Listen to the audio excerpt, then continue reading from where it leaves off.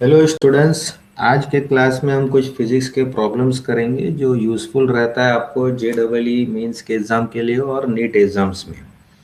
ये देखो यहाँ पर फर्स्ट क्वेश्चन दिया है I1, I2, I3 and I4 are respectively the moment of inertia of a thin square plate ABCD of uniform thickness about axis 1, 2, 3 and 4 which are in the plane of the plate. The moment of inertia of the plate about an axis passing through the center O and perpendicular to the plane of the plate is। तो हमको find करना है moment of inertia of the plate about an axis passing through the centre O and perpendicular to the plane of the plate. तो इस figure के अंदर दी हुई है, ये फिगर हमारी फ्लैट है, ये ए बी सी डी है। तो हमको मोमेंट ऑफ इनर्शिया निकालनी है प्लेट की पासिंग थ्रू द सेंटर, मतलब ओरिजिन में। जब ये ओरिजिन में पास होगा तब ये कट करेगा। देखिए यहाँ पर दो एक्सिस है I1 और I2, ये 90 डिग्री एंगल पे। तो जिस पॉइंट पे वो कट करता है वहाँ पर ये IC हमारा पास होगा। तो हम इसको ऐसा लिख सकते हैं कि IC is equal to I1 plus I2।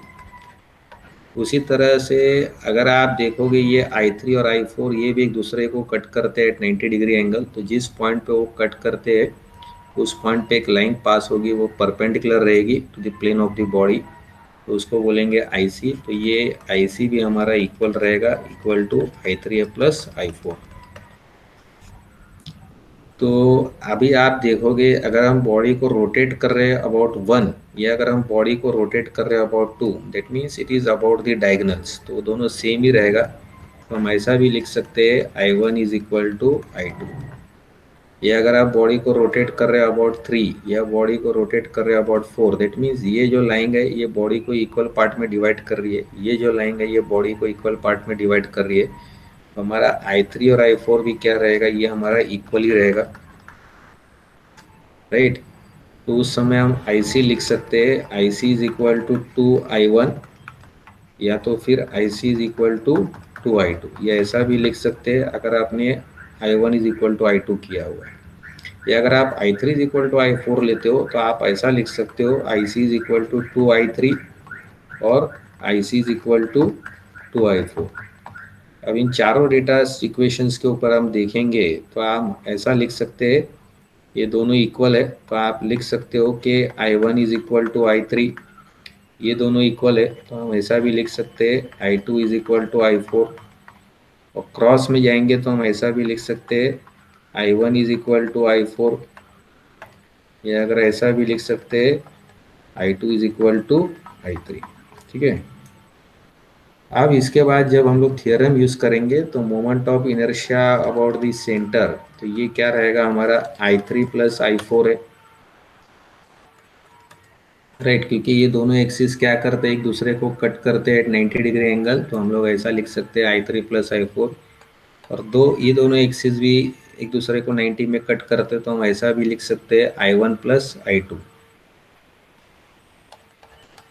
तो ये लिखा हुआ है। और आप देखो यहाँ पर स्टेटमेंट क्या है हमारी I2, ये डेटा को लेके हम लोग ये चारों डेटा जो है इसको लेके हम ऐसा लिख सकते हैं IC is equal to I1 plus I3। तो ये जब हम लोग इक्वेशन यूज करेंगे तो इसका आंसर हम लिख सकते हैं IC is equal to I1 plus I3। अब प्रॉब्लम नंबर 2 की तरफ जाते हैं। तो यहाँ पर दिया हुआ है एक आर्टिफिशियल सैटेलाइट है जो मूव हो रहा है सर्कुलर ऑर्बिट में around the earth. It has total energy kinetic plus potential E0, इसकी पोटेंशियल एनर्जी फाइंड करनी है, राइट। तो ये हमारा अर्थ है और अर्थ की जो सेंटर से जो रेडियस है वो कैपिटल R है। अगर अर्थ को ऑर्बिट कर रहा है ये सैटेलाइट और ये सरफेस से कुछ डिस्टेंस पे, दैट इज अगर हम डिस्टेंस लेते हैं इसका h, तो ये स्मॉल r जो रहता है, स्मॉल r हम लोग क्या कंसिडर करेंगे, यहाँ पर स्मॉल r हम ले सकते हैं that is r plus H. अगर हमने ये स्मॉल r लिया हुआ है that is r plus H. और ये देखिए ये सैटेलाइट जो एक ऑर्बिट में मूव हो रहा है तो ये बाउंड है अर्थ को, ये अर्थ को बाउंड है, यानी इस मास को ये बाउंड है। तो इसकी एनर्जी जो रहेगी नेगेटिव आएगी, टोटल एनर्जी, और पोटेंशियल भी इसका नेगेटिव आएगा। तो अगर आप इसका पोटेंशियल एनर्जी देखते हो तो ये आएगा -G mm upon small r। अगर हम टोटल एनर्जी देखेंगे तो ये रहेगा -G mm/2r। तो इन दोनों के बीच में क्या रिलेशन है, अगर आप 2 से यहाँ पर मल्टीप्लाई करते हो तो आप देखोगे potential energy is equal to twice of total energy. ठीक है, तो पोटेंशियल एनर्जी हमारी डबल आएंगे ऑफ टोटल एनर्जी। तो ये भी ऑप्शन यहाँ पर है, इस potential energy is twice of total energy, तो इसका आंसर सी रहेगा। अब ये दो हो गया। अब हम लोग जाते हैं प्रॉब्लम नंबर 3 की तरफ। अगर हमने अर्थ लिया हुआ है और अर्थ के रेडियस को आप श्रिंक कर रहे हो बाय 1%, दैट मीन्स अर्थ के मास को हम श्रिंक कर रहे हैं बाय 1%, उसकी मास उतनी है। The value of acceleration due to gravity on the earth surface, g की वैल्यू जो रहेगी अर्थ सरफेस के ऊपर वो क्या होगी, इंक्रीज होगी या डिक्रीज होगी और या अनचेंज रहेगी। हमको परसेंटेज चेंज इन दी जी निकालना है। तो अगर ये हमारा अर्थ है, अर्थ के मास को हम सेम रख रहे हैं और उसके आर को हम क्या कर रहे हैं, रिड्यूस कर रहे हैं। अगर आप आर को रिड्यूस कर रहे हो, यहाँ पर जी की वैल्यू यानी कि ये सरफेस ऑफ द अर्थ पे जी का वैल्यू हम जानते हैं। जी का वैल्यू का फॉर्मूला लगेगा capital G into M upon R square. तो अगर आप आर को श्रिंक कर रहे हो, if you reduce the R what will happen for the G will increase, right. तो नेचुरली अगर आपको परसेंटेज में निकालना है कि जी कितने से इंक्रीज हो रहा है तो आप लॉन यूज करो। तो ln G is equal to ln, दोनों साइड आपको लॉन यूज करना है। तो ये सिंपल पड़ेगा, ln G M upon R square. तो आपका आएगा यहाँ पर ln G is equal to ln, ये मल्टीप्लाई है तो दोनों मल्टीप्लाई हो जाएगा, ln G plus ln M. Ln के रूल्स लगेंगे, ln G plus ln ln M minus ln R square, क्योंकि आर स्क्वायर आपका डिवीजन में। तो यहाँ पर रहेगा ln G is equal to ln capital G plus ln M minus 2 into ln R, right. अब हमको परसेंटेज ये निकालना है, percentage increase in G, what will the percentage changes in the G. आपको जी के निकालने, परसेंटेज चेंज इन दी जी मतलब जी increase हो रहा है या जी डिक्रीज हो रहा है। तो नेचुरली अगर रेडियस आप कंप्रेस कर रहे हो तो आपका जी इंक्रीज होने वाला है, तो आपको परसेंटेज चेंज इन जी निकालना है। तो हम लोग दोनों साइड डिफरेंशिएशन करेंगे। तो दोनों साइड जब डिफरेंशिएशन कर रहे हैं तो ln of derivative of ln g क्या आएगा, 1/g इंटू डेल जी। तो दोनों साइड हम लोग डिफरेंशिएशन कर रहे हैं। तो उसी तरह से ये लॉन कैपिटल जी क्या आएगा, 1/g इंटू डी जी, पर कैपिटल जी है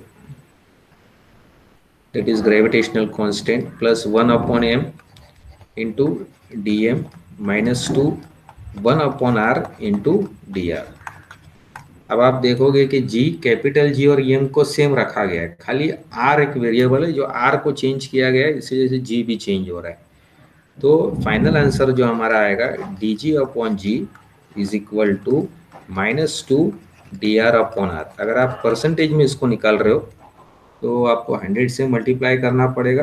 तो ये 100 से हम मल्टीप्लाई कर रहे हैं, dg/g into 100 is equal to -2 dr/r into 100। तो ये percentage change in the radius है।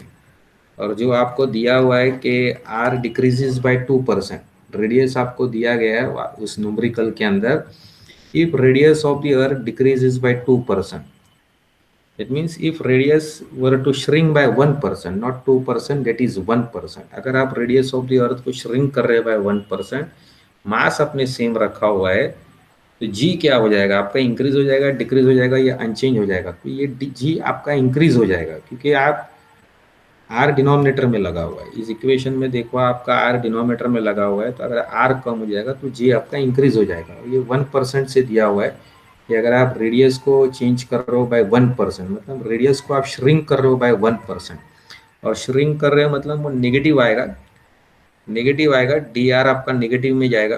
तो इसकी वजह से यहाँ पर 1% में लिखता हूँ, तो ये आंसर आएगा आपका +2%। तो इसका मतलब therefore percentage change in gravitational acceleration due to gravity is 2%, क्योंकि आपका radius, percentage change in radius कितना है, 1% है, राइट। तो आपका परसेंटेज चेंज इन रेडियस कितना है, 1% है, और ये श्रिंक हो रहा है, इसके लिए नेगेटिव है। तो ये -2 और -2 आपका प्लस हो जाएगा, तो ये आंसर आपका आएगा यहाँ पर +2%। ये ऑप्शन है यहाँ पर सी। अब नेक्स्ट प्रॉब्लम करते हैं यहाँ पर दिया गया है कि स्प्रिंग की जो फोर्स कांस्टेंट है के है, इसको हम लोग दो पीसेस में कट करते हैं such that one piece is of double the length of the other. Right, one piece की जो लेंथ है वो डबल है of the other, then the longer piece will have a force constant of. अब longer piece को हम लोग x रखते हैं, ठीक है, लॉन्गर पीस को हम लोग एक्स रखते हैं। राइट, और यहाँ पर दिया हुआ है अगर आपका ये आपका स्प्रिंग है, ठीक है, अगर ये आपका स्प्रिंग है, इसकी लेंथ अगर हमने यल ली हुई है, तो अगर एक पीस को हमने एक्स रखा हुआ है, is cut into two pieces, तो वन पीस को अगर मैंने स्मॉल एक्स रखा हुआ है तो दूसरा पीस क्या हो जाएगा, तो one piece is x. Right, one piece is x, and इसको लॉन्गर रखता हूँ, one piece is equal to x, और इसको लॉन्गर रखता हूँ, और सेकेंड पीस जो रहेगा फिर वो क्या रहेगा, वो आपका यल माइनस एक्स रहेगा। राइट, और इसको शॉर्ट रखेंगे, इसको शॉर्टर रखेंगे, तो ये स्प्रिंग को दो पार्ट में डिवाइड किया हुआ है। तो अगर आप इसको दो पार्ट में कट करते हो, तो एक को अगर आपने एक्स रखा हुआ है, तो दूसरा जो रहेगा आपका वो यल माइनस एक्स आ जाएगा। तो इस तरह से इसको दो पार्ट में कट कर दिया गया है, एक अगर आपका एक्स है तो दूसरा आपका यल माइनस एक्स आएगा, दोनों को जोड़ेंगे तो ये मिल जाएगा। राइट, और इसमें दिया हुआ है कि one piece is double of the other, तो यानी कि ये डबल है, x will be equal to double of the other. तो अगर आप इस इक्वेशन को हम लोग सॉल्व करने लेते हैं, हाँ, अगर हम लोग इस इक्वेशन को सॉल्व करने लेते हैं स्टूडेंट्स, तो देखो आंसर क्या आएगा, x is equal to 12 minus 2x। तो अगर हम -2x को लेफ्ट साइड में लेते हैं तो आ जाएगा 3x इज इक्वल टू 12। तो यहाँ पर देखो स्टूडेंट्स, x की वैल्यू क्या आ जाएगी, 12/3। राइट, x की वैल्यू जो रहेगी हमारी 12/3 है। और यहाँ पर वो इसने पूछा है कि longer piece will have a force constant. अब फोर्स कांस्टेंट क्या आपका के है, तो अगर ये पूरे स्प्रिंग के हम लोग फोर्स कांस्टेंट लेते हैं तो वो इनवर्सली प्रोपोर्शनल है लेंथ को। राइट, तो अगर x का हम लोग लेते हैं, अगर ये स्मॉल x का हम लोग स्प्रिंग कांस्टेंट लेते हैं, तो नेचुरली वो 1/k1 आएगा, या इसका लेंगे तो 1/k2 ले सकते हैं। अब दोनों को अगर हम कंपेयर करते हैं x/L, देयरफॉर ये देखिए x इनवर्सली प्रोपोर्शनल है k1 को, और पूरी जो स्प्रिंग की लेंथ है वो इनवर्सली प्रोपोर्शनल है स्प्रिंग कांस्टेंट k को। तो अगर हम x/L लेते हैं, तो यहाँ पर देखो ये आंसर क्या आएगा आपका, k/k1 आएगा। x/L करेंगे तो k/k1 आएगा, तो हमारा x यहाँ पर क्या रहेगा, k/k1, x is equal to k/k1 into यल आ जाएगा। राइट, लेकिन हमको क्या यहाँ पर फाइंड करना है, आप देखो इस प्रॉब्लम के अंदर हमको फाइंड करना है कि स्प्रिंग कांस्टेंट कितना रहेगा, मतलब हमें फाइंड करना है what is the value of k1। Right, तो हम k1 को अगर आपको फाइंड करना है तो हम यहाँ पर 2l/3 लिख सकते हैं, दैट इज k/k1 इंटू यल। तो यल कैंसिल हो गया, तो इसके वजह से आप देखो ये फाइनल आंसर जो हमारा आया हुआ है, that is spring constant k1 is equal to 3/2k। ये भी बहुत सिंपल प्रॉब्लम है, ये k1 ऊपर चला जाएगा, फिर इधर आएगा 3/2k आएगा, तो हमारा k1 जो रहेगा वो 3/2k आएगा, 3/2k। तो ये भी ऑप्शन यहाँ पर है, तो इसको हम लोग ये कर सकते हैं।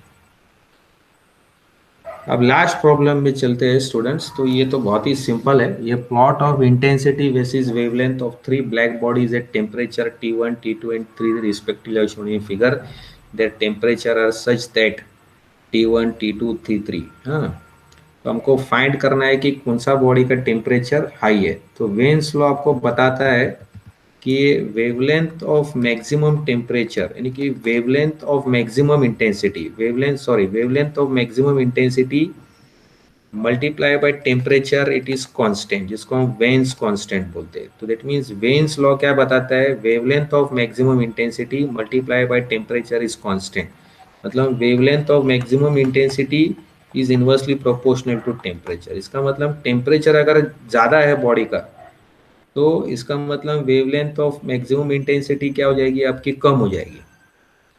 अगर कोई बॉडी अगर आपका बहुत हॉट है, तो उसकी जो कलर रहेगी वो शिफ्ट होएगी towards the shorter wavelength, right. तो बॉडी का अगर टेम्परेचर बहुत हाई है, तो उस बॉडी का कलर जो रहेगा वो शिफ्ट होगा टुवर्ड्स शॉर्टर वेवलेंथ।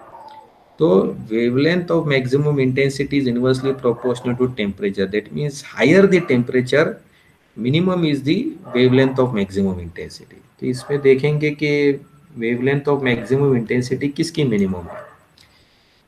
तो आप देख रहे हो ये जो wavelength है, ये देखो ये यहाँ पर है wavelength of maximum intensity। ये देखो ये यहाँ पर है, ये बॉडी, ये सेकेंड बॉडी है जिसकी टेम्परेचर है, ये बॉडी थर्ड बॉडी है। अब हमको मालूम करना है कि ये कौन सी बॉडी की टेम्परेचर ज़्यादा रहेगी। तो नेचुरली है जिसकी वेवलेंथ शॉर्टर रहेगी उसकी टेम्परेचर ज़्यादा रहेगी। तो देखो ये यहाँ पर इंटेंसिटी इसका मैक्सिमम है लेकिन इसका वेवलेंथ मिनिमम है। तो इसका मतलब ये जो टेम्परेचर है ये आपका ज़्यादा रहेगा, राइट। उसके बाद दूसरा ये रहेगा, तो मतलब T1 is greater than T2, T3 is greater than T2। तो अगर आपका टेम्परेचर ज़्यादा है, इसका मतलब वहाँ पर जो मैक्सिमम इंटेंसिटी है उसकी वेवलेंथ कम रहनी चाहिए। मैक्सिमम इंटेंसिटी देखो यहाँ पर है, तो इसकी वेवलेंथ जो है वो मिनिमम है, राइट।